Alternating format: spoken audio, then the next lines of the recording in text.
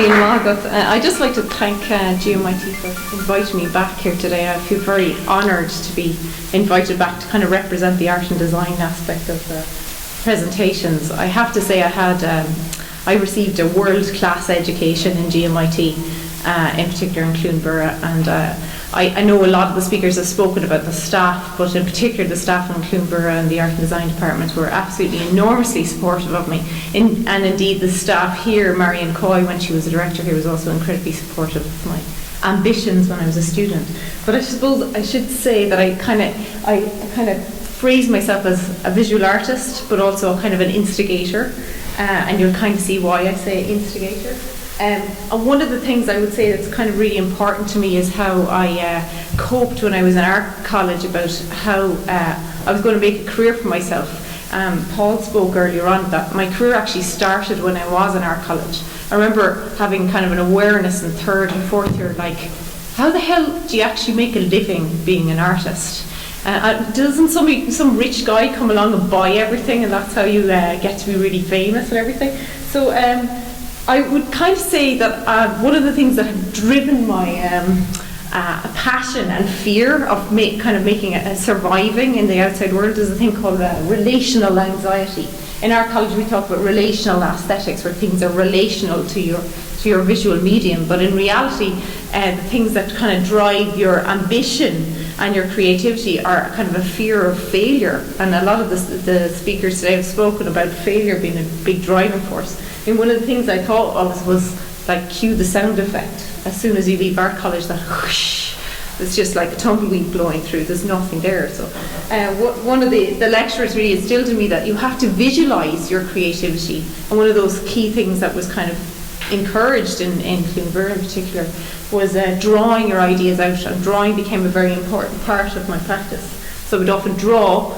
And then start, while I was still a student, inviting people to come and seeing what I was thinking about creating once everybody gave me loads of money to create it. So back me. So they were all invited to the studio to see what I was working on. And one of the people I brought to the studio was Helen Carey, who went on to become the director of the Irish Cultural Centre in Paris. And she was so impressed with my work, she said, when you graduate, why don't you come over here and we'll commission you to make a piece of work? I was like, yeah, that's fantastic, that's what we're talking about. So and that started really when I was on my undergrad. So I went off to Paris. I was commissioned to make a piece of work in response to Joyce's Ulysses for Bloomsday, and that's what this work here is. I'm not going to go and speak about all of my work, but I suppose one of the things I would say is like visualising something that was impossible is always something that kind of drives my creativity, in particular something that's propagated out of anxiety. And as I would describe myself as kind of a goth, as you can see in my aesthetic, but also I'm very conscious of what is anxiety in the contemporary environment. You know, what do we actually live with? You, me, everybody, ordinary Joe Soap on the street. What is the anxiety that is part of our everyday lives? And this is kind of really where I start making my work, is looking at our anxiety. So I lived here in what I called Celtic Tiger suburbia.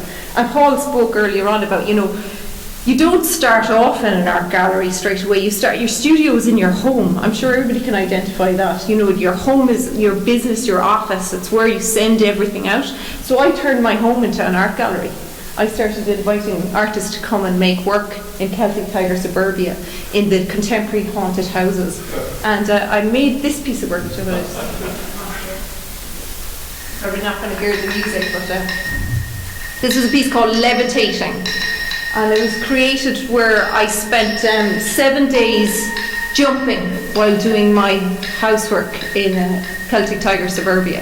And it was kind of a comment about this ridiculous strain that we put on ourselves to have this veneer perfection, this that we have to have the perfect house, we have to get on the property ladder, we have to live, go to the supermarket every Thursday night, and we have to be perfect with everything all the time. In fact, we have to be so perfect we have to levitate 6 inches above the ground in order to achieve it.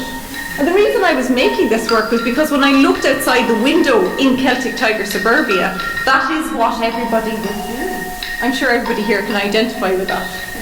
So the work was very successful after I created this.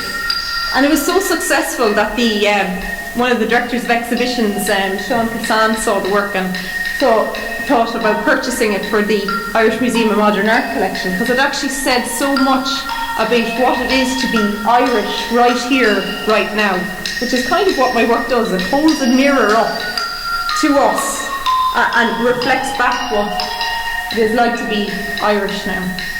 So it was purchased by the Irish Museum of Modern Art. So after that, it was so, it went on so well, it went viral actually, that piece of work went shown all over the world, and I thought, how do I go to the next level? I really want to kind of make this ridiculous Flann O'Brien-esque kind of experience even more tangible. So what I wanted to do was create a film kind of vacuuming in a vacuum, and the only place you can actually experience kind of weightlessness and film something in zero gravity is either by going to space or actually training to become an astronaut. So I applied to NASA and I asked them, would you help me to become an astronaut? I want to shoot a film called Vacuuming in a Vacuum in Zero Gravity, and they actually surprisingly funded me. I even had my own mission patch and everything, and I went off to NASA Kennedy Space Center. Here, this is just to prove that this actually happened, because when I say this, people don't believe me that I did this, right? But this is me experience. Check out the hair, the best hair in zero gravity. It was fantastic. But I trained in the Vomit Comet, and then I also shot then films of zero gravity. I'm not going to show everything. You can see my work on my website if you want to see more.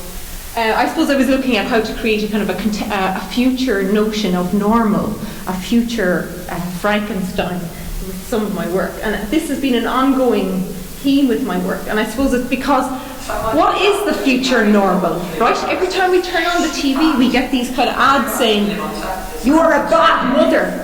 Your house is covered in germs and you need to get rid of it all. So somebody who's anxious like I am is looking at these ads going, oh my God, there's germs everywhere. But this is something that's really interesting because everybody else is feeling this way, and they need to also kind of comment with that. So my work comments with this. So the future normal. So forget the war on terror. The war on the unseen germ is the future. So these are my weapons of mass consumption. They're kind of a bastardization of domestic cleaning sprays. This is my drawing. This is one for the ladies, this person.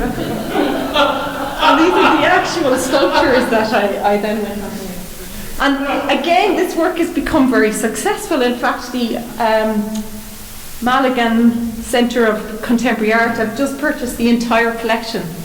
And this is just I was looking at kind of my weapons of mass destruction, they're called, or my weapons of mass consumption, so they're kind of modelled on something that we were familiar with, like the cleaning mine, or the mine, but kind of a bastardization on the cleaning spray. So the detonators are all made out of like Mr. Sheen cleaning spray. This was just purchased by Mayo County Council. It hangs in a new building. It's my minefield, just to give you an idea of the scale.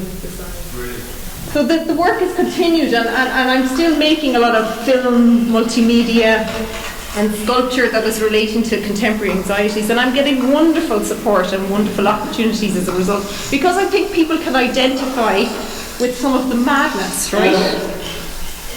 There's some culinary arts going on with this.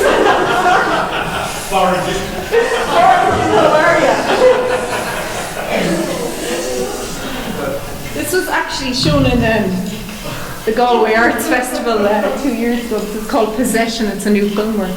But it kind of leads me to the role of the artist. You know, there's a big responsibility on us as artists, because we kind of in a way have to rebrand what it is to be Irish. You know, and in a sense we're creating an image of what Irishness is, and then people fly from all over the world to come over here and experience Irish culture. This is part of Irish culture, this is visual culture. So in a way we kind of contribute to both the hotel industry and all the people that want to come over and experience all that. So just another thing to add the role of what an artist actually is. Okay, I'm conscious I'm probably talking a bit too much now. Okay. These are just some recent sculpture works that I've just started making. They're called Liberty Gibbets. But I'm just going to... I did start off with the saying that I was both an artist, but I also consider myself an instigator. And it's because, on a very practical level, my role as an instigator, I try and help artists to gain employment and progression, and it's something that's been talked about all over the presentations today, this notion of progression. So one of the things I've been thinking about is how do artists network, or how do they actually connect with people? And so I developed an iPhone application called Art Connect. That's one of the things everybody has said as well here today, is that you're forever a student, and that's very true. I had to learn how to write code in some of the sculpture work. I had to learn how to use CAD machines, so I had to learn CAD and C++ programming. And I developed this iPhone app, and I got actually funding from the Arts Council of Ireland, SysNet, Fáilte Ireland, and all sorts of things towards creating it. So what happens is when you click on the app, it tells you about job opportunities for artists. It also tells you about every other kind of art event that's happening all over the country relating to Irish artists or international artists where they're showing. And also you can click on individual artists and find out where their studios are and how you can connect with them. And basically it's just a very handy, free tool that artists can actually go out and download. And not only that, it's open to the public, so if anybody in the hotel industry was interested in paintings for rooms, for example, and would like to kind of, I don't know, I'm just saying, there's loads of opportunities to do that. And one of the other things I suppose that I've been interested in is kind of breaking down the formality. So I've organised things like artist curator speed dating events. So artists and curators get together, or gallerists and artists get together, and artists can then expose their practice and talk about their practice and tell people what they are. Because a lot of the time artists are very shy people. I'm actually obviously not one of those people, but they hide away in their studios and they don't talk about their practice a lot of the time. So we've been trying to get people to kind of disseminate their work that way. And I've also kind of worked a lot of the time with local authorities, and this was a project I worked with Mayo County Council on developing, which was a fake public art panel. So a lot of people don't know, especially artists, how do you actually get your work into, if you drive around, I'm sure everybody has driven on motorways or roundabouts here and they've seen sculptures in the middle of the roundabout. That's public art. How does an artist actually get into a public art collection? So I devised this education system called the Fake Public Art Panel in conjunction with Mayo County Council. So I created a fake city. This is our fake town called Killard, and a fake open submission, and 12 fake proposals, and the artists sit down and they adjudicate it like the people who would adjudicate public art panels actually sit down and do.